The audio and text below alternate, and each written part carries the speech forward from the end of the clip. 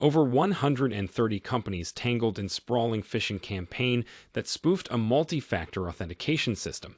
Targeted attacks on Twilio and Cloudflare employees are tied to a massive phishing campaign that resulted in 9,931 accounts at over 130 organizations being compromised. The campaigns are tied to focused abuse of identity and access management firm Okta, which gained the threat actors the 0ktapus moniker. By researchers, the primary goal of the threat actors was to obtain Okta identity credentials and multi-factor authentication, MFA, codes from users of the targeted organizations, wrote Group IB researchers in a recent report. These users received text messages containing links to phishing sites that mimicked the Okta authentication page of their organization.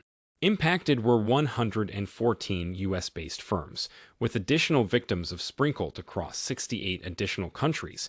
Roberto Martinez, senior threat intelligence analyst at Group IB, said the scope of the attacks is still an unknown. The 0ktapus attackers are believed to have begun their campaign by targeting telecommunications companies in hopes of winning access to potential targets' phone numbers. While unsure exactly how threat actors obtained a list of phone numbers used in MFA-related attacks, one theory researchers posit is that 0ktapus attackers began their campaign targeting telecommunications companies. According to the compromised data analyzed by Group IB, the threat actors started their attacks by targeting mobile operators and telecommunications companies and could have collected the numbers from those initial attacks, researchers wrote. Next, attackers sent phishing links to targets via text messages.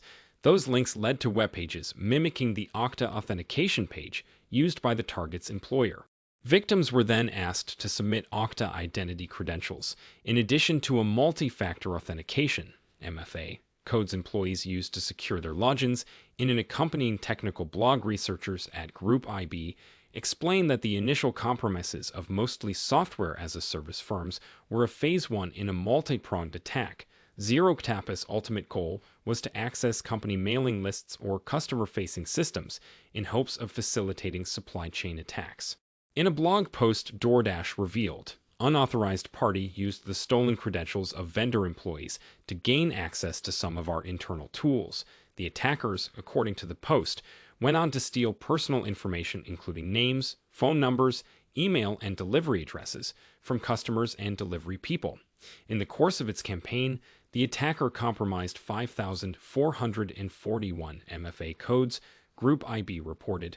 Security measures such as MFA can appear secure, but it is clear that attackers can overcome them with relatively simple tools. Researchers wrote, "This is yet another phishing attack, showing how easy it is for adversaries to bypass supposedly secure multi-factor authentication." Roger Grimes, data-driven defense evangelist at KnowBe4, wrote in a statement via email, "It simply does no good to move users from easily phish-able passwords to easily phish-able MFA. It's a lot of hard work, resources, time, and money, not to get any benefit. To mitigate 0ktapus-style campaigns, the researchers recommended good hygiene around URLs and passwords, and using FIDO2 compliant security keys for MFA.